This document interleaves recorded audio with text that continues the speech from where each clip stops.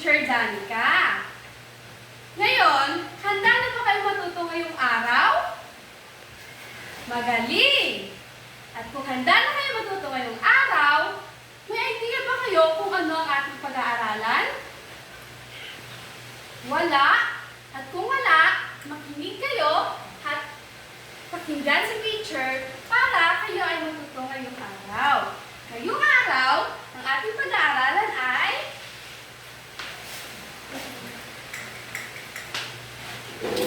anyong tubig.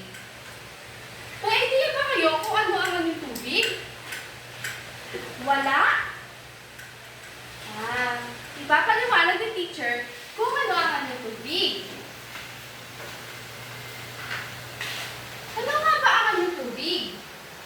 Ang anyong tubig ay mga natural na bahagi ng kalikasan na binubuo ng tubig. Ang anyong tubig daw, ito ay natural na bahagi ng ating daigdig na binubuo ng puro tubig. Hindi lang puro tubig. May lupa din kaso mas marami yung tubig sa ating daigdig. Minsan, at ang anyong tubig ay maaaring malaki, maliit, maalat o hindi, umaagos o hindi gumagalaw na tubig. Ngayon, may idea na ba kayo kung ano ang anyong tubig? Magaling! Very good! At kung may idea na kayo, may inihanda sa teacher na iba't ibang uri ng anyong tubig. Ang una ay ang karagatan.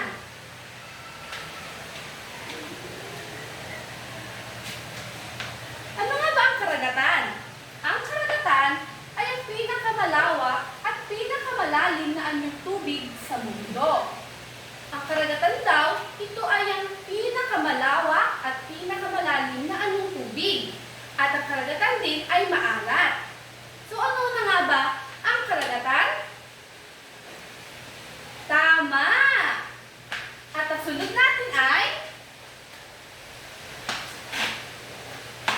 dagat. Ang dagat ay isang uri ng anyong tubig. Ngayon, ang dagat ay isang malawak na anyong tubig na maalat. Nakakabit ito sa karagatan. Ang anyong dagat daw ay bahagi ng karagatan na mas maliit kaysa sa karagatan. At ang dagat ay maalat din. Sino na ang nakapunta sa dagat? Mahusay! Ano nga ba ang ginagawa sa dagat? Tama, nagpipiknik. Minsan, nakakapanghuli tayo dito ng isda na nagiging hanap buhay ng ibang mga mamamayan or ibang tao. Minsan din, pwede tayong maligo dito sa dagat. Pero bawal sa malalim at kayo ay malulunod. Ang ating sunod ay na anyong uri ng anyong tubig ay talon. Ang talon ay tubig na bumabagsak mula sa mataas na lugar. Nakakita na ba kayo ng talon? Magaling! Saan kayo? Nakapunta na ba kayo ng talon? At kung nakapunta na kayo, ay saan? Tama! So, ang talon ay tubig na bumabagsak galing sa itaas, papunta sa baba. At kung tawagin sa Ingles, ay falls. Sa ating bayan, ay meron din tayong talon. Ito ay matatagpuan natin sa Gabaldon Falls. Sino nakapunta sa Gabaldon Falls?